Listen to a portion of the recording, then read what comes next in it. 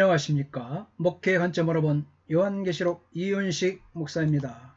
목회 관점으로 본 요한계시록, 이 시간에는 인과 나팔과 대접의 심판 시리즈 시간으로 함께 하겠습니다. 자, 인과 나팔과 대접의 심판 시리즈, 요한계시록의 중심부인 6장에서 16장은 4장부터 5장에 이어서 요한계시록의 두 번째 본론이라고 할 수 있는 핵심적인 내용인 일곱 인, 일곱 나팔도 들어있고, 각각의 일곱 재앙 사이에 이제 막간입니다. 7장, 10장이 삽입되어 있습니다. 하늘 성전의 환상을 상징적으로 소개하는 4장에서 5장에서 4장 과정에서 함축된 내용들이 6장부터 16장에서 이 구체적으로 확대 부연되는 관계를 가지고 있습니다.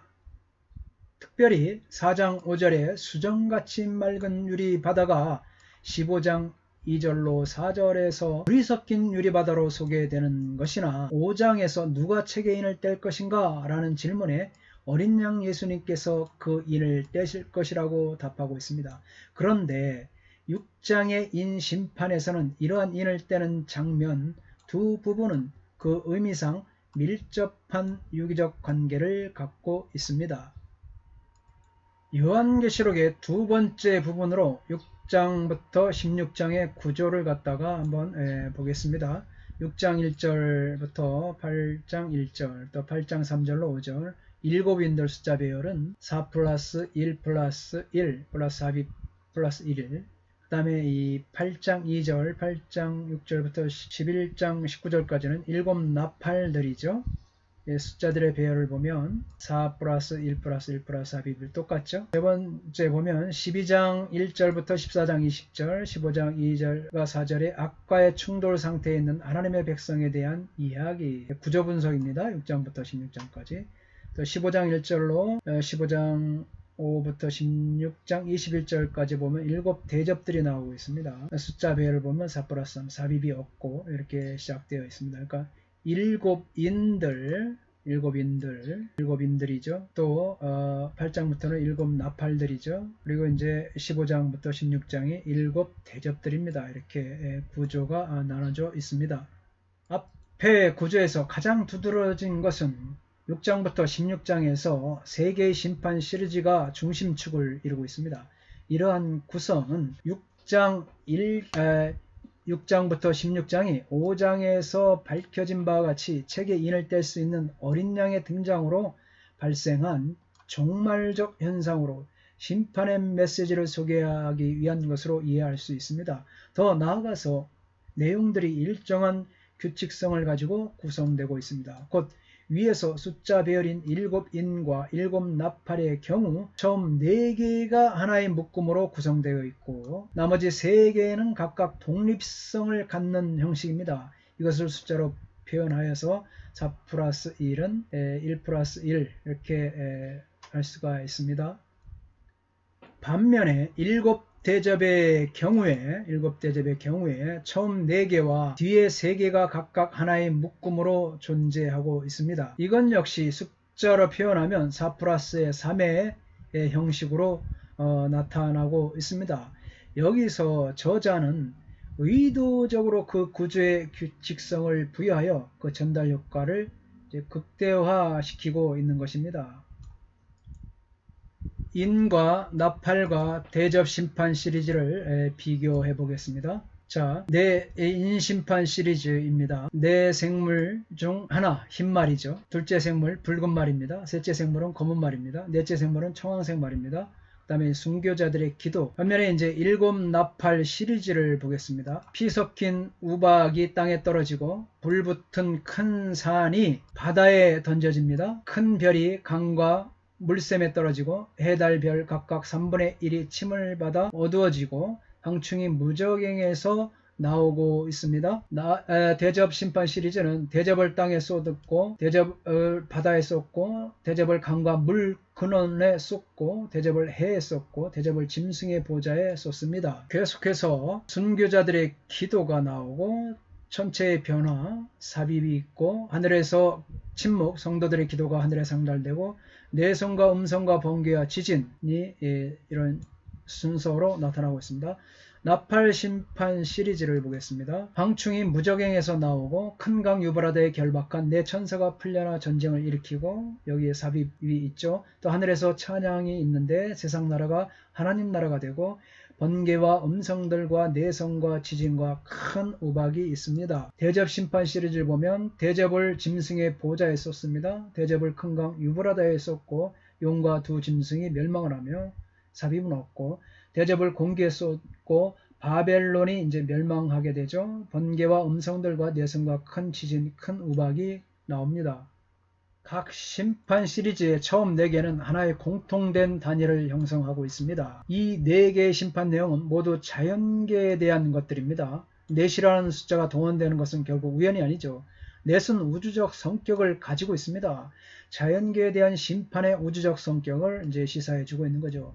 인 심판은 처음에 4개에서 4생물과 4마리의 말이 동원되고 나팔 심판과 대저 심판의 경우에는 땅, 바다, 강, 물, 하늘과 같은 자연계의 4방면이 동원되고 있습니다. 그리고 인과 나팔의 경우에서 나머지 3개의 부분은 서로 관련되지 않은 것으로 나타납니다. 그러나 대접의 경우에 나머지 3개는 공통적으로 이 사탄의 진영에 대한 심판에 집중되고 있습니다. 아까 구조에 대해서 잘 보면 이런 식으로 나와 있는 것을 알 수가 있습니다. 곧 짐승의 보좌, 용, 두 짐승, 공중 등이 그렇습니다. 이것은 대접 심판의 5번째부터 7번째까지는 이 종말적 성격을 가지고 있음을 보여주고 있습니다. 인과 나팔의 경우에는 6번째와 7번째 사이에 삽입이 들어가 있죠. 그러나 대접 심판의 경우에는 이러한 삽입이 존재하지 않습니다. 3개의 심판 시리즈의 이러한 규칙성 외에도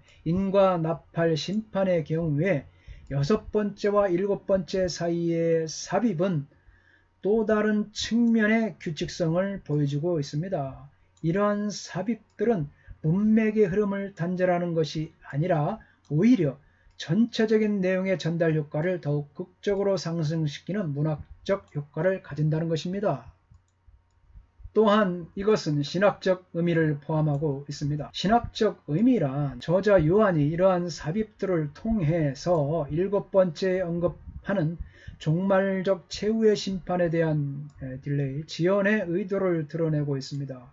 이러한 지연의 의미는 인심판의 경우와 나팔 심판의 경우가 다소 다르게 나타납니다. 인심판의 경우는 교회 공동체를 최후의 심판에서 보호하기 위한 것이고, 또 나팔 심판은 세상을 향하여 교회 공동체의 선지적 선포의 기회를 주기 위한 것입니다. 인나팔의 대접 심판 시리즈와 2개의 삽입은 구조적으로 치밀하게 짜여져 있습니다. 이러한 그래서 믿지 않는 세상에 대한 하나님의 심판의 이야기를 세상에 존재하는 하나님의 백성과 세상에 대한 그들의 증거 이야기를 서로 밀접하게 관련시키고 있습니다. 그러나 한 가지 문제는 대저 심판의 경우에 삽입이 아까 존재하지 않다고 말씀드렸습니다. 그 이유는 뭐냐? 인나팔의 경우에서 6번째와 7번째 삽입을 설정하여 마지막 심판에 대한 연기의 의미를 암시하는 것과는 대조적으로 대접 심판은 이제 급박하게 돌아가고 있는 거죠. 그래서 결론 부분인 마지막 심판의 단계로 넘어가는 효과를 독자들에게 나타나기 위한 것입니다. 대접 인이나 나팔 심판은 그래서 약간의 막간의 여유를 두고 있지만 대접은 그냥 쏟아버리면 끝나게 되는 것이죠. 할렐루야.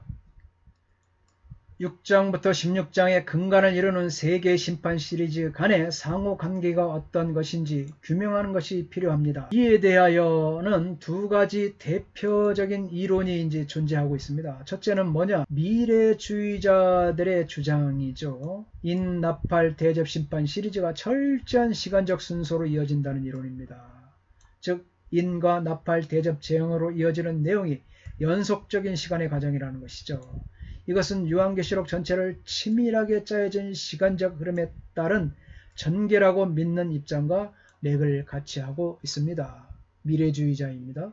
미래주의자들은 그래서 1장 19절에서 내가 본 것과 지금 있는 일과 장차 될 일을 요한계시록 전체를 3등분하여 장차 될 일을 4장부터 16장을 가리키는 것으로 이해하고 있습니다. 그리고 4장부터 16장까지는 장차 될 일에 미래 일들을 시간적으로 나열해 놓은 내용이라고 간주하고 있습니다. 그래서 인나팔 대접의 심판의 내용이 역사적 시간의 전개 과정과 어떻게 맞아떨어지는가를 관찰하기 위한 많은 노력을 기울이고 있습니다. 내가 본 것과 지금 있는 일과 장차 될 일, 시간적 흐름이라는 것이죠.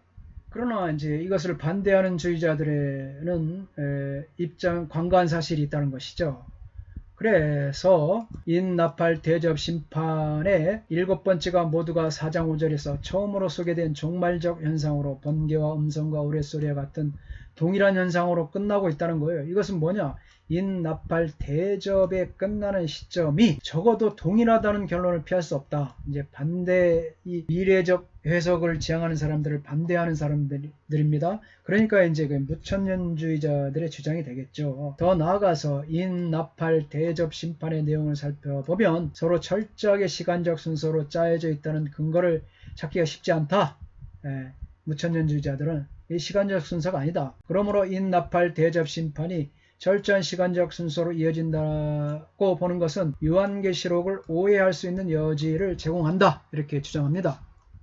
자, 첫 번째로 이 점진적 해석법에 대해서 보겠습니다. 점진적 해석법에 대해서 7인, 7나팔, 7대접의 재앙들은 서로 관련성이 있다. 즉 7나팔의 재앙은 7번째 인에서 시작됩니다. 또 7대접의 재앙은 7째 나팔에서 출발되어지고 있습니다. 이를 통해 이 재앙들이 같은 사건의 반복적인 표현이 아니라 시간상 연속되는 사건으로 그 순서가 7인, 7나팔, 7대접의 재앙임을 알 수 있다.